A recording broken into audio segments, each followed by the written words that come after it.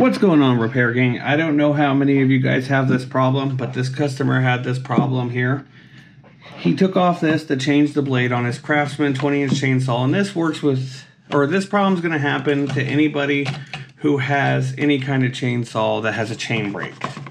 So if this video helps just one person, it did its job. But most people, when they do this, it's a mistake that happens. What happened is he took off his panel, and now see, I can't get it back on. Should just slide on there pretty easy, but I can't get it back on. What happened is he took off his panel with his chain brake engaged. So with the chain brake engaged, it locks this down, and the spring in here is compressed, so you can't get it back on. Well, don't fret, it's very simple. If you can somehow get it in here to where this can push in and you can trigger that chain brake off, that's fine, but I'm going to show you how to do it if you can't do that.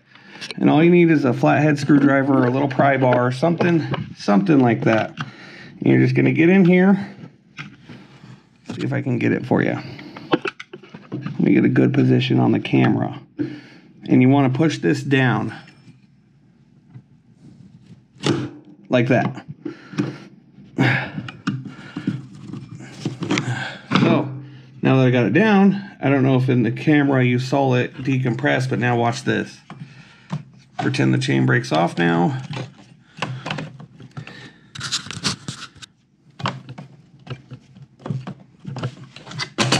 Now see how easy that went on? Chain brake's off. So once I put these bolts on, I'll show you that it's fixed. And I'm not going to tighten these down right now because I still have to pull it off and put the chain on for the customer. But pretty much what happened is when you take this off, make sure your chain brake is disengaged. That's the main thing. And if more people knew about this, they wouldn't have to pay a shop Cinelli. Chain brake's on, chain brake's off. Chain brake's on, chain brake's all the way off.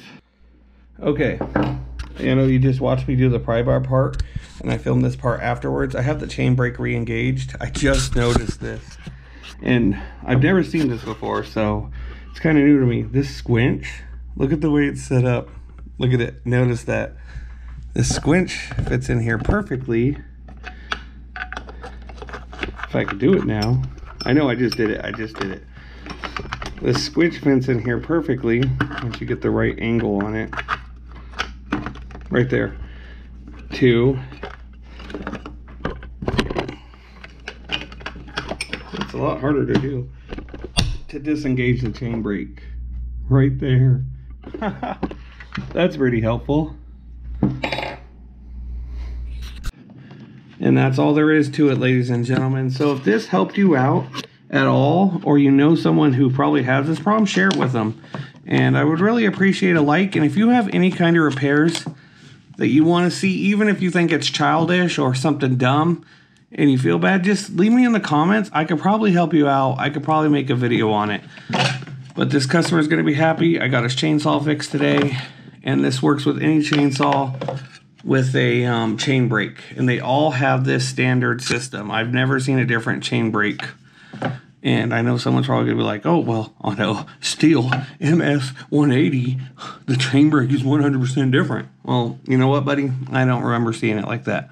So, thank you guys for watching again. Check out some other videos right here. A whole playlist of chainsaw repairs and two-stroke stuff. Have a good day, ladies and gentlemen.